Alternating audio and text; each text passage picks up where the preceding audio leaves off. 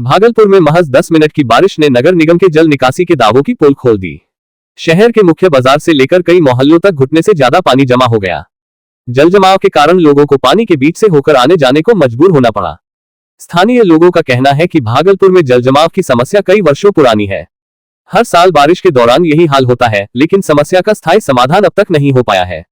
लोगों का आरोप है कि एक तरफ शहर की जनता जल जमाव से परेशान होकर सड़कों पर जूझ रही है, वहीं दूसरी तरफ भागलपुर की महापौर एसी चेंबर में बैठकर शहर की हालत से बेखबर है।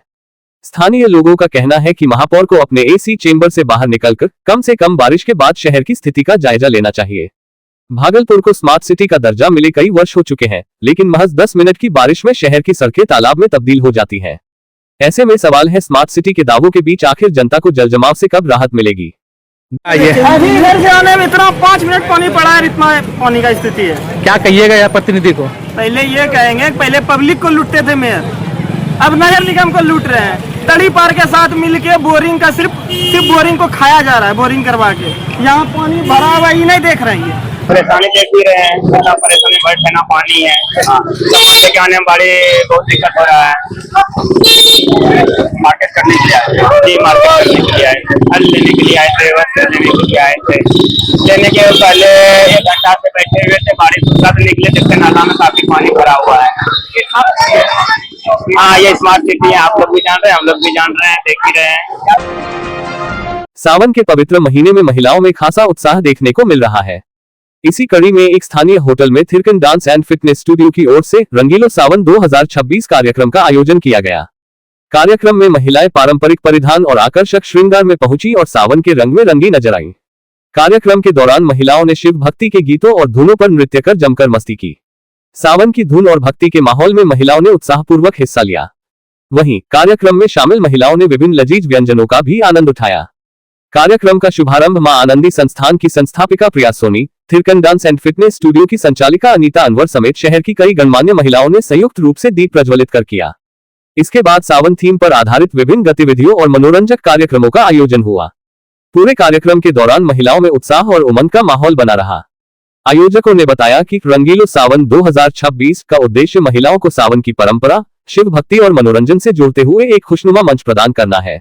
श्रावण महोत्सव के शुभ अवसर पर होटल मैक्सिम में थिरकन स्टूडियो के द्वारा जो संचालिका आदरणीय हमारी बड़ी बहन अनीता अनवर जी हैं, उनके द्वारा बेहद ही खूबसूरत, अति रमणीय, अति सुंदर एक यहाँ पे कार्यक्रम किया जा रहा है, जहाँ पर महिलाएं अपनी अपनी प्रतिभाओं को दिखाएंगी, क्योंकि काफी छुपी हुई प्रतिभाएं होती हैं और वो छुपी हुई प्रतिभाओं को जो है वो नहीं निकाल पाती है। एक स्कूल और कॉलेजेस के बाद महिलाएं अपनी प्रतिभाओं को छुपा लेती हैं, और हमारी बड़ी बहन अनीता अनवर जी कितना सुंदर मंच प्रदान कर रही हैं, जहाँ पे महिलाएं, बच्चे, कोई एज लिमिटेशन नहीं है। यहाँ सभी के चेहरे पे खुशियाँ देखकर ही आप लोग समझ जाएंगे कि किस तरह से उत्साह में और ये लोग जो है यहाँ पर इस पर्व को मना रहे हैं। और आजकल एंजाइटी और डिप्रेशन जो कि बहुत ज्यादा मामले में है, उससे एकमात्र उपाय है तो ये थिरकन डांस स्टूडियो के द्वारा जो ये कार्यक्रम किए जा रहे हैं। बहुत धन्यवाद करती हूँ कि उन्होंने अपना कीमती वक्त हमारे लिए निकाला और इस प्रोग्राम का पार्ट बनी।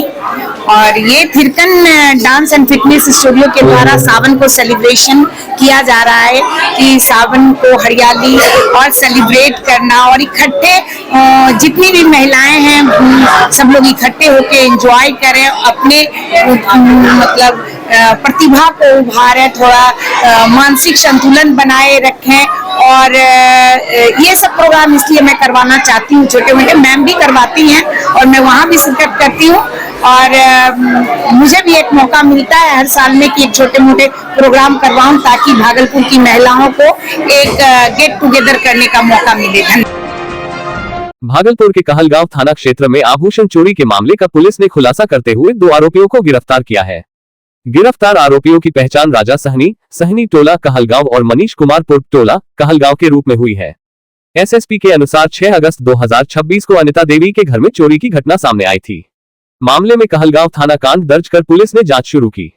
वरीय अधिकारियों के निर्देश पर गठित टीम ने तकनीकी साक्ष्य और स्थानीय सूचना के आधार पर आरोपियों की पहचान की और लगातार छापेमारी के बाद दोनों को गिरफ्तार कर लिया। पूछताछ में पुलिस को जानकारी मिली कि चोरी के पैसों से एक आईफोन खरीदा गया था। पुलिस ने आरोपियों की निशानदेही पर चोरी के आभूषण खरीदने वाले मनीष कुमार को भी गिरफ्तार किया और उसकी दुकान से चोरी के जेवर बरामद किए। पुलिस ने कुल 2 सोने की अंगूठी, 5 सोने के लॉकेट, 7 सोने के बेसर, 1 सोने का मंगलसूत्र समेत भारी मात्रा में चांदी के आभूषण और 22,500 रुपये नकद बरामद किए हैं। मामले में शामिल अन्य आरोपियों की गिरफ्तारी के लिए पुलिस की छापेमारी जारी है। तो भागलपुर पुलिस के अलगांव थाना अंतर्गत एक निवेदन से संबंधित मामला है। मामला यह है कि 6 अगस्त को अलगांव थाना अंतर्गत अनीता देवी जो गंगानगर की रहने वाली थी, उनके द्वारा एक आवेदन किया जाता है कि उनके घर में रात्रि में और निवेदन की घटना घटित हुई थी और उसके बाद विशेष टीम का गठन किया गया था, जिसमें मंडल पुलिस पदाधिकारी और विशेष तौर पर थानाध्यक्ष और उनकी टीम इस पर लगातार काम कर रही थी और उसी में जो भी टेक्निकल एविडेंस थे, जो भी आश्चर्यजनक संकलन था, उसके आधार पर टीम ने छापेमारी किया और उसके क्रम में जो सूत्र मिला, सूत्र के आधार पर जो गिरफ्तारी हुई, एक राजा साहनी पिता दीना साहनी, ये गोरी टोला पोखर कासिम बाजार थाना मुंगेर का रहने वाला है और इसने बाद में स्वीकार किया कि इसने चोरी की घटना को इसका अंजाम दिया था और इसके साथ जिसको इसने बेचा था वो भी स्वीकार किया और इसी के स्वीकारोक्ति बयान के आधार पर जो दूसरा अभियुक्त है मनीष कुमार पिता मुन्ना ठाकुर, वह ज्वेलरी शॉप चलाता है, वह आभूषण देता है, तो वहीं पर चोरी का सारा सामान बेचा गया था। तो उसके यहाँ से जो भी आभूषण चोरी किए गए थे उसको बरामद किए गए और जो बरामदगी है वो सोने की अंगूठी 2 पीस है, सोने का लॉकेट 5 पीस, सोने का बेसर 7 पीस, सोने का मंगलसूत्र 1 पीस, चांदी का ग्लास 2 पीस, चांदी का कटोरा 3 पीस, चांदी का बिस्किट 1 पीस, चांदी का तार 11 पीस, चांदी का कजरौटी 1 पीस, चांदी का मुठिया 16 पीस, चांदी का बिछिया 11 पीस, चांदी का करबनानी 1 पीस, चांदी का अंगूठी 2 पीस, चांदी का चम्मच 4 पीस, चांदी का सिक्का 3 पीस और नकद उसके पास है जो कुछ ज्वेलरी बेचा भी था और 22,500 रुपये मिला और कुछ और जो ज्वेलरी इसने बेचा था और सामान उससे इसने एक आईफोन खरीदा और एक और मोबाइल खरीदा था, तो मोबाइल को भी जब्त कर लिया गया है और इसमें और अगर जिसके पास कोई सामान है उसको बरामद किया। सावन के पावन महीने में शिव भक्तों का उत्साह चरम पर है। भागलपुर से रोजाना लाखों कांवरिया बाबा बैद्यनाथ को जल अर्पण करने देवघर पहुंच रहे हैं। इसी शिव में माहौल के बीच झारखंड के गोड्डा निवासी संजीव कुमार ने आस्था की एक ऐसी अनूठी मिसाल पेश की है जो इन दिनों चर्चा का केंद्र बनी हुई है। संजीव पिछले 40 साल से लगातार बाबा बैद्यनाथ के दरबार की पैदल यात्रा कर रहे हैं। इस बार उनकी यह यात्रा और भी खास है क्योंकि वे अपने परिवार की 19 बेटियों को साथ लेकर पैदल देवघर जा रहे हैं। इस खास टोली में कई ऐसी बेटियां भी शामिल हैं जो पिछले 1 दशक से लगातार इस कठिन पैदल यात्रा का हिस्सा बन रही हैं। इस प्रेरणादायक यात्रा के उद्देश्य के बारे में बात करते हुए संजीव कुमार बताते हैं कि इसका मुख्य मकसद नई युवा पीढ़ी को गहरी आस्था के साथ साथ हमारी समृद्ध सनातन संस्कृति से जोड़ना है। सावन की इस कठिन कांवड़ यात्रा में बेटियों का यह उत्साह और अनुशासन हर किसी का मन मोह रहा है, जो समाज में महिला सशक्तिकरण और परंपरा के प्रति निष्ठा का एक बेहतरीन संदेश दे रहा है। हम सैदापुर के ग्राम पंचायत सैदापुर गोड्डा जिला के हैं। क्या नाम हुआ आपका? मेरा संजीव कुमार आशुतोष। कितने दिनों से संजीव की यात्रा हो रही है? हमारा ये 41वां साल है, कंटिन्यूड है, हम डिसकंटिन्यू 1986 से लगातार आज तक चले आ रहे हैं। अब बच्चों को कितने दिनों से यात्रा कर? किसी को 11 साल, किसी को 10 साल। क्या कारण है कि बच्चों को लेकर यात्रा करनी है? प्रयास सबको सुख प्राप्त होता है, उनकी कृपा सब पे बनी हुई है। मेरा इस बार 10वां साल। 10वां साल। क्या मांगते हैं बाबा से हर साल? बस मन में रखा हुआ वो अपने जान जाते हैं, उनसे मांगना नहीं। 110 किलोमीटर की यात्रा है, देर लंबी लगती है? नहीं, बोल बम बोलिए सब तकलीफ दूर हो जाता है। यहाँ आने से तकलीफ दूर होता है, डरता नहीं। अरे कब तक जाना है बाबा के पास? जब तक दम रहेगा बाबा बुलाते रहेंगे। बुलाना तुम्हारी। कैसे यात्रा हो रही है? बहुत अच्छे से, बस बोल बम का नारा लगाए जा रहे हैं, चलते जा रहे हैं। क्या बाबा से जब मिलिएगा तो क्या मांगिएगा, क्या करिएगा? मांगना कुछ नहीं है, बस वो सब जान जाते हैं, हमको क्या चाहिए वो अपने आप दे देंगे। भागलपुर के सुल्तानगंज में गंगा के जलस्तर में लगातार हो रही है वृद्धि के कारण नई सीढ़ी घाट पर पानी सीधे सीढ़ियों तक पहुंच गया है।